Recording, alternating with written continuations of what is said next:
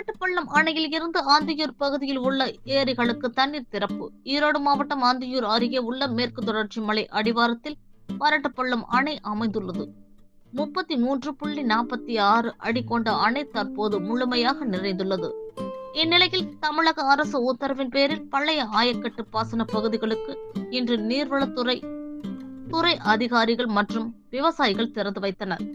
வரட்டுப்பள்ளம் அணையில் இருந்து தண்ணீரானது பழைய ஆயக்கட்டு பாசன பகுதிகளான ஆந்தியூர் பெரிய ஏரி, பிரம்மதேசம் ஏரி, வேம்பத்தி ஏரி மற்றும் ஆப்பக்கூடல் ஏரி ஆகிய 4 ஏரிகளுக்கு மொத்தம் 23.58 மில்லியன் கன அடிக்கு மிகாமல் தேவைக்கேற்ப இன்றிலிருந்து வரும் 17ஆம் தேதி வரை 12 நாட்கள் தண்ணீர் திறந்துவிடப்படுகின்றது.